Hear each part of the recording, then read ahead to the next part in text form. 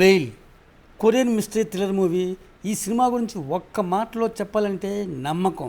భార్యాభర్తలకైనా ఏ ఫీల్డ్లోనైనా సరే ఒకరి మీద ఒకరు పూర్తిగా నమ్మకం కలగడం, ఒకరి మీద ఒకరు నమ్మకం పెట్టుకోవడం అనేది తప్పే కాదు.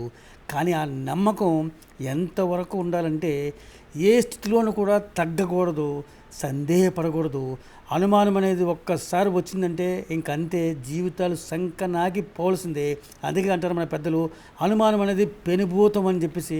ఇక సినిమా గురించి స్ట్రైట్గా చెప్పాలంటే, భార్య హత్య జరుగుతుంది, నమ్మకం నుంచి సందేహం స్థితిలో పడినటువంటి భర్త ఏం చేశాడు అన్నదే ఈ సినిమా పరాకాష్ఠకి వెళ్తాడనమాట. ఈ భర్త, ఇలాంటి భర్తలు మన నిత్యం కూడా మన న్యూస్ ఛానల్లోనో, మన పక్కింట్లోనో, మన సమాజంలోనో ఉన్నటువంటి వాళ్ళే. అందుకే ఈ కొరియన్ వాళ్ళు మన సినిమాని, మన జీవితాలని కాపీ కొట్టి సినిమా తీస్తారని నేను చెప్తాను. రండి కథలోకి పరకాయ ప్రవేశం చేద్దాం. ఇది మీ షుగర్ ఫ్రీ క్రియేషన్ ఛానల్. ఇంతవరకు మీరు కనుక నా ఛానల్ సబ్స్క్రైబ్ చేయకపోతే వెంటనే చేసేయండి. వీడియో పూర్తిగా చూడండి. చూసిన వెంటనే నచ్చితే కనుక లైక్లు, హైప్లు కూడా ఇచ్చేసేయండి. నన్ను సపోర్ట్ చేయండి ఫ్రెండ్స్. ఇక సినిమా ఓపెన్ చేస్తే వైఫ్ అండ్ హస్బెండ్లు, వీళ్ళకి పెళ్ళయి 2 సంవత్సరాలు అవుతుంది. ఇంతవరకు వీళ్ళ మధ్య ఎటువంటి గొడవలు కానీ సమస్యలు కానీ లేవు. భర్త ఒక ఆడిటర్గా పనిచేస్తున్నాడు, భార్య స్కూల్లో టీచర్గా పనిచేస్తుంది. సడన్గా మన స్టోరీ స్టార్ట్ అయ్యేసరికి భార్య వల్ల మన భర్త గారికి ప్రాబ్లం స్టార్ట్ అవుతుందండి. భర్తతో ఇంతకు ముందులాగా టైం స్పెండ్ చేయటం లేదు ఈ భార్యామణి గారు. కాల్ చేస్తే తీయటం లేదు, మెసేజ్లకు వెంటనే స్పందించడం లేదు. కానీ బయటికి వెళ్దామని భర్త అడిగితే మూడ్ లేదు, ఇంకోసారి అని చెబుతూ ఉంటుంది ఆ భార్య. సో అంతేకాకుండా రోజు స్కూల్లో నుంచి ఆలస్యంగా కూడా వస్తుంది. భర్తను దూరం పెడుతున్నట్టుగా అనిపిస్తుంటుంది. ఎందువల్లని భర్తకు అర్థం కాదు. మెంటల్ ఎక్కిపోతుంటుంది అతనికి. అడగొచ్చు కదా, స్ట్రేట్గా అడగడు. అదే సమస్య మన వాళ్ళకి.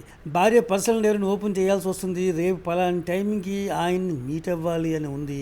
అలాగే దాని కింద, ఇతనితో ఉంటే నన్ను నేను మర్చిపోతున్నాను, నెక్స్ట్ లెవెల్ సంతోషం దొరుకుతుంది నాకు అని చెప్పేసి అతన్ని పొగుడుతూ రాసి ఉంది. తాళిగట్టిన భర్తకు భార్య ఎవరో అతన్ని ఇలా పొగుడుతూ డైరీలో రాస్తే ఎలా ఉంటుంది చెప్పండి? అలానే ఉంది మన భర్త గారికి. కానీ భార్య ముందు మాత్రం ఓపెన్ అవ్వడు, మాట్లాడు. సో ఇప్పుడు ఆ రోజు రెగ్యులర్గానే భార్య స్కూల్ నుంచి వచ్చింది ఆలస్యంగా, వెళ్ళి వెనక నుంచి హగ్ చేసుకున్నాడు. అగ్నికి ఆజ్యం పోసినట్టు ఆమె బాడీ స్ప్రే మారింది.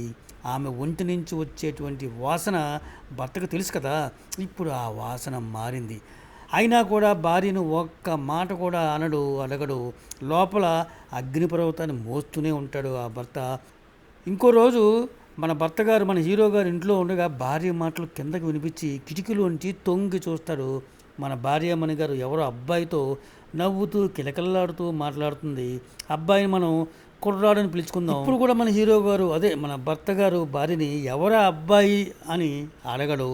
ఎందుకంటే మంచివాడని ఒక ట్యాగ్ ఉంది కదా వీళ్ళకి, భర్తలకి. సో అడగడం అనమాట. సో ఇప్పుడు ఏం చేస్తారంటే, ప్రైవేట్ డిటెక్టివ్ని కలిసి తన భార్య ఫోటో ఇచ్చి, నా భార్య ఎవరితో ఇల్లీగల్ ఎఫ్ఐఆర్ పెట్టుకుందో కనిపెట్టి నాకు చెప్పండి అని అడిగిన డబ్బు కూడా ఇచ్చేస్తాడు. నెక్స్ట్ హీరోయిన్ మన భార్యమ్మని గారిని ఆ ఏజెంట్స్ ఫాలో అవుతూ ఉంటారు. ఆ కుర్రాడితో పార్కుల్లోనూ, బీచ్ల్లోనూ, హోటల్లోనూ కలుస్తూ ఉంటుంది. అలాగే గిఫ్ట్లు కూడా ఒకరినొకరు ఇచ్చిపుచ్చుకుంటుంటారు. హీరో గారికి మన డిటెక్టివ్స్ నుంచి ఫీడ్బ్యాక్ రాలని చెప్పేసి వెయిట్ చేస్తున్నాడు ఈగర్లీ. ఇలా ఉండగా హీరోయిన్ కోసం ఎవరో ఒక లేడీ ఏదో గిఫ్ట్ తీసుకొచ్చి ఇస్తుంది. భార్య ఇంటికి వచ్చాక ఇస్తాడు, తర్వాత చూద్దాంలే అని పక్కన పెట్టేస్తుంది. చాలా గ్యాప్ వచ్చిందని చెప్పేసి రొమాంటిక్గా కలుద్దామని భర్త గారు ఒక అడుగు ముందుకు వేస్తాడు. ఆమెతో అచ్చికబుచ్చుకులు చేస్తూ ఉంటాడు. ఆమె టెస్ట్ చేయడానికో ఏమో ఇలా రొమాన్స్ స్టార్ట్ చేశాడు. కానీ భార్య ముందు బాగానే కోఆపరేట్ చేసింది రొమాన్స్లో. కాకపోతే సడన్గా ఇప్పుడొద్దు, నాకు తలనొప్పిగా ఉంది, టైర్డ్గా ఉంది అని భార్య వెళ్ళిపోతుంది. అక్కడ వరకు వచ్చాక మన భర్త గారికి ఎలా ఉంటుంది చెప్పండి? ఇక మైండ్లో ఫిక్స్ అయిపోయాడు, ఖచ్చితంగా తన భార్య ఇల్లీగల్ అఫైర్ పెట్టుకుంది ఆ కుర్రాడితో అని చెప్పేసి. అదే మూడవుట్లో, అదే ఫ్రస్ట్రేషన్లో ఆ కుర్రాడితో తన భార్య రొమాన్స్ చేస్తున్నట్టుగా ఊహించుకుంటాడు. చూసారండి ఎంత పరాకాష్టం, ఎంత దిగజారిపోయాడో. తన భార్య ఇంకొక కుర్రాడితో రొమాన్స్ చేస్తున్నట్టుగా తన భర్త ఊహించుకుంటున్నాడు. అంతకంటే దారుణం ఇంకేమైనా ఉంటుందా? నిజానికి వాళ్ళ రిలేషన్ ఏమిటో మనకు తెలీదు. వాళ్ళ పాయింట్ ఆఫ్ వ్యూలో మనకు అసలు ఏమీ తెలియకుండానే మనం మాట్లాడకూడదు. ఇక అదే ఇమాజినేషన్‌లో ఊహించుకొని హీరో పిచ్చివాడు అయిపోతాడు. ఫ్రస్ట్రేషన్ పెంచుకొని ఊగిపోతుంటాడు. హెల్త్ అప్సెట్ అయిపోయి స్పృహతకి పడిపోతాడు. డాక్టర్‌ని కలుస్తాడు. తన మెంటల్ ఇల్నెస్ గురించి చెబుతాడు. తన భార్య ప్రవర్తన వల్లనే తను ఇలా తయారయ్యాడు. అనుమానం గురించి వివరంగా చెప్తాడు ఆ డాక్టర్‌కి. అంతా విన్న డాక్టరు, "నువ్వు అనవసరంగా అనుమానం పడుతున్నావని నాకు అనిపిస్తుందయ్యా. నీ భార్య మీద నమ్మకం పెంచుకో ముందు. కొన్ని మందులు రాసిస్తాను, అది వాడు జాగ్రత్తగా" అని చెప్పేసి ఇస్తాడు. కానీ హీరో గారి శరీరంలో విషం పట్టినట్టుగా అణువణువు కూడా అలాగా పాకిపోయింది అనుమానం అనేది. సో ఇప్పుడు డాక్టర్ ఇచ్చిన మందులు సలహాలు ఎక్కడ పనిచేస్తాయి? సో వాళ్ళిద్దరి మధ్య ఏం జరుగుతుందో తెలుసుకోవాలని చాలా ఆత్రంగా ఉంటూ ఉంటాడు. డిటెక్టివ్స్ వాళ్ళు హీరోయిన్ని ఆ కుర్రోన్ని ఫాలో అవుతూనే ఉన్నారు. వాళ్ళ మధ్య ఇల్లీగల్ అఫైర్ నడుస్తున్నట్టుగా వాళ్ళకేం అనిపించలేదు. ఇద్దరి మధ్య దూరం ఉంది, కెమిస్ట్రీ లేదు. అదే విషయం హీరోకి వచ్చి అదే ఫుల్ డీటెయిల్ రిపోర్టు ఇస్తూ చెబుతారు ఆ డిటెక్టివ్స్. మీ భార్య డ్యూటీకి వెళుతున్నారు, కుర్రాన్ని కలుస్తున్నారు, తర్వాత ఇంకో అమ్మాయిని కలుస్తున్నారు, గౌరవంగానే ఉంటున్నారు, తప్పు చేసినట్టుగా మాకు అనిపించట్లేదు అని చెప్పేసి వాళ్ళు చెబుతారు. కానీ హీరో గారు నమ్ముతాడా? నమ్మడు. ఎందుకంటే అనుమానం అంత తారాస్థాయికి చేరుకుందనమాట. సో నేనే స్వయంగా తెలుసుకుంటాను, తను తప్పు చేస్తుంది, నేను ప్రూవ్ చేస్తాను అని హీరో భార్యని ఫాలో అవుతాడు.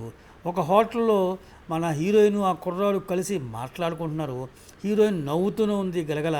ఆ నవ్వు హీరోకి కంపరంగా ఉంది. నా దగ్గర అలా నవ్వు కదా అని చెప్పేసి అనుకుంటాడు. అక్కడి నుంచి హీరో బయలుదేరి ఒక అమ్మాయిని కలుస్తాడు. ఆ అమ్మాయి ఒకసారి ఇంటికి వచ్చి హీరోయిన్కి పార్సల్ తీసుకొచ్చినట్టు అమ్మాయే. ఎవరి ఈ అమ్మాయి, ఏంటి సంబంధం అనేది మనకెప్పటికీ తెలీదు, హీరోకి కూడా తెలియదు అనమాట. సో ఇప్పుడు ఇక్కడ నుంచి 2 వారాల తర్వాత మనకు పెద్ద ట్విస్ట్ ఇస్తారు. అదేంటంటే ఒక నది ఒడ్డున భార్య చనిపోయి ఉంది, శవం దొరికింది, ఒంటి నిండా గాయాలతో ఉంది.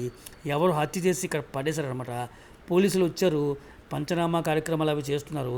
అమ్మాయికి సంబంధించిన వాళ్ళని స్టేషన్కి రమ్మని చెప్తాడు పెద్ద ఆఫీసరు. నెక్స్ట్ డే హీరో వస్తాడు. పలానా టైంలో మర్డర్ చేయబడింది మీ వైఫ్ని, ఆ టైంలో మీరు ఎక్కడున్నారని చెప్పేసి సూటిగా భర్తను అడుగుతారు.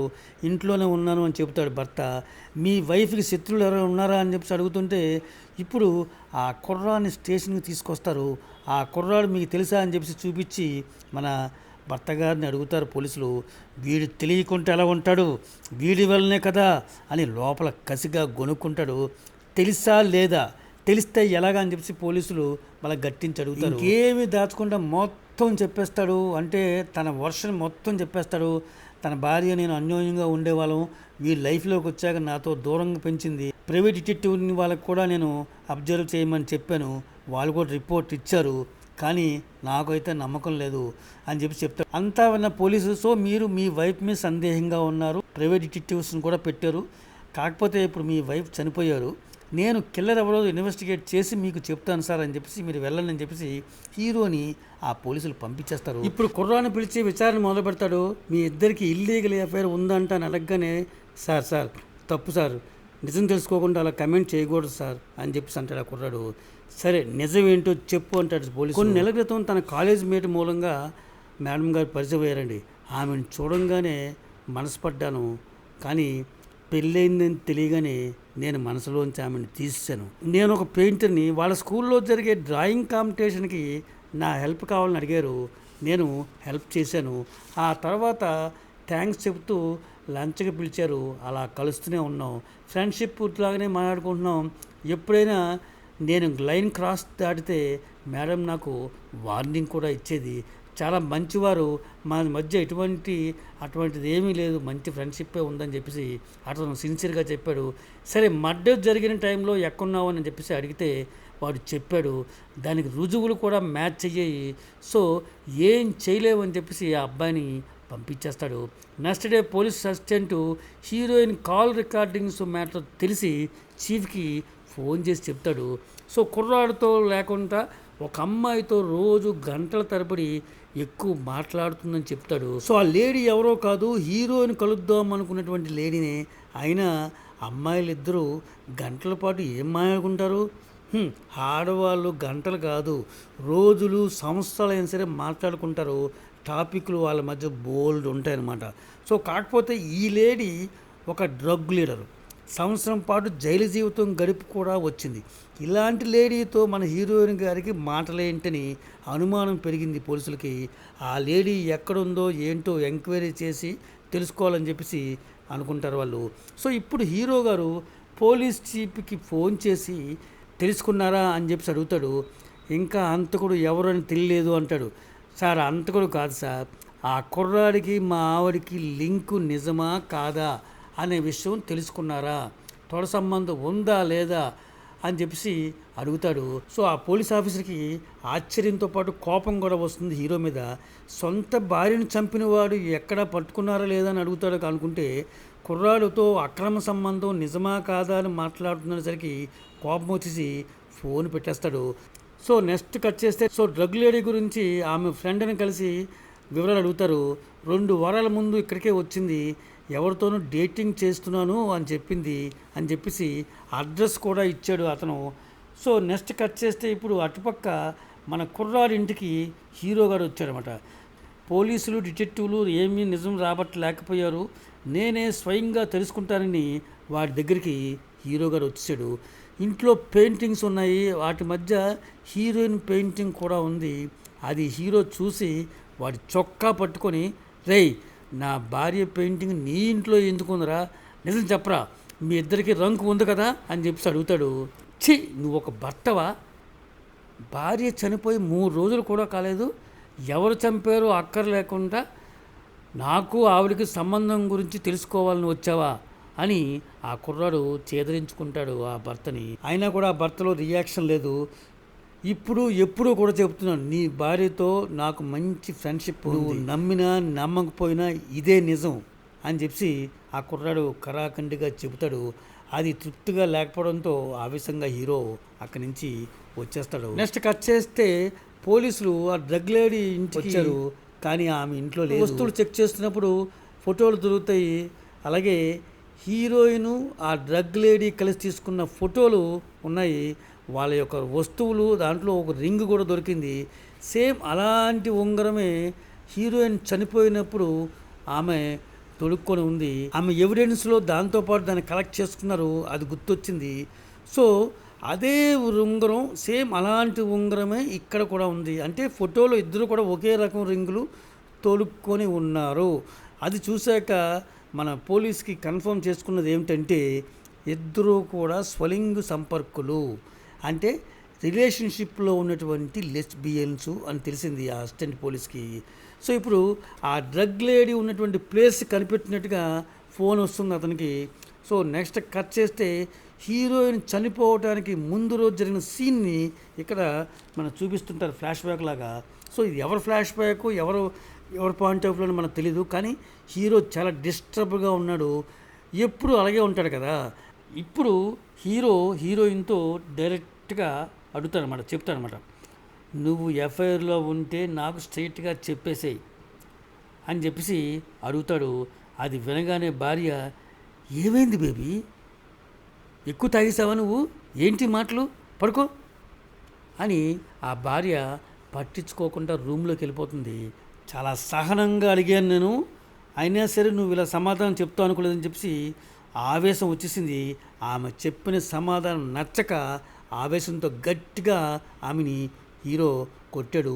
ఇప్పుడు కూడా నా దగ్గర నిజం దాస్తున్నావు కదూ, నాకు ద్రోహం చేస్తున్నావు కదూ, నువ్వు బతకూడదే అని ఆ కిచెన్లోంచి నైఫ్తో తెచ్చి ఆమెని పొడిచి చంపేస్తాడు మన హీరో గారు. సో హీరో కిల్లర్ అని తెలిసిపోయింది కదూ, కానీ కానే కాదు, ఇది హీరో గారి యొక్క ఇల్యూజన్, అంటే అతని కళ అనమాట. సో నేను చంపినా బాగుండేది అనుకుంటున్నాడేమో, కానీ కాదండి. ఇక్కడ నుంచి నిజంగా జరిగినటువంటి ఫ్లాష్ బ్యాక్ సీన్ని చూపిస్తుంటారన్నమాట. సో ఇందాకేంటంటే హీరోకి ఎప్పుడు కళ్ళగంటూ ఉంటాడు కదా, ఆమెతో రొమాన్స్ చేస్తున్నాడు, కానీ అలాగే తను చంపినట్టుగా కూడా కలగంటాడనమాట. సో ఇప్పుడు చూపిస్తుంది ఏంటంటే రియల్గా జరిగినటువంటి ఇన్సిడెంట్ ఫ్లాష్ బ్యాక్లో చూపిస్తుంది. పెయింటర్ కుర్రాడుతో పరిచయానికి ముందే డ్రగ్ లేడీతో హీరోయిన్కి రిలేషన్లో ఉంది, ఇద్దరి మధ్య ఎఫ్ఐఆర్ ఉంది, అందుకే భర్తకి దూరంగా ఉంటుంది, ఇంటికి లేటుగా వచ్చేది కూడా దానికోసమే. సో ప్రైవేట్ డిటెక్టివ్ వాళ్ళు కూడా ఇదే చూశారు, కానీ ఒక డ్రగ్ లేడీతో రిలేషన్తో ఉందన్న విషయం కనిపెట్టలేకపోయారు, ఎందుకంటే ఊహించలేదు వాళ్ళు. అమ్మాయి అమ్మాయి ఎందుకు కలుస్తుంటారు, జనరల్గానే కలుస్తారు కదా, జనరల్గానే మాట్లాడుకుంటారు కదా అని చెప్పేసి అనుకున్నారు తప్పించి లైట్గా తీసుకున్నారు. ఇప్పుడు ఏంటంటే ఇక్కడ మెయిన్ పాయింట్ ఏంటంటే, కాన్ఫ్లిక్ట్ ఏంటంటే, కుర్రాడితో హీరోయిన్ చనువుగా తిరుగుతున్నందుకు భర్త ఎలాగైతే అపార్థం చేసుకున్నాడో, అనుమానించాడో, అదేవిధంగా హీరోయిన్తో రిలేషన్షిప్లో ఉన్నటువంటి ఎఫ్ఐఆర్లో ఉన్నటువంటి డ్రగ్ లేడీ కూడా ఆలోచించింది, అనుమానించింది.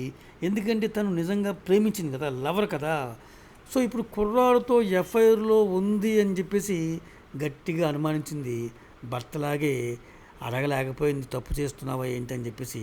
అదే ప్రాబ్లం. స్ట్రైట్గా మాట్లాడేసుకుంటే టక్కని తేలిపోతాయి, కానీ అడగకుండా లోపల దాచేసుకుంటాం అనమాట. సో బాధపడింది, పొసెసివ్నెస్కి వెళ్ళిపోయింది. ఆ పెయిన్ తీసుకొని, పెయిన్ తట్టుకోలేక డ్రగ్ తీసుకొని కత్తితో ఆ హీరోయిన్ని పొడిచి చంపింది. చంపి ఊరి చివర చెరువు పక్కన శవాన్ని పడేసింది, సైలెంట్గా వెళ్ళిపోయింది. ఇది అసలు జరిగిన విషయం అనమాట. నిజానికి కుర్రాడితో హీరోయిన్ తప్పు చేసిందా లేదో మనకి తెలియదు, కుర్రాడు చెప్పలేదు.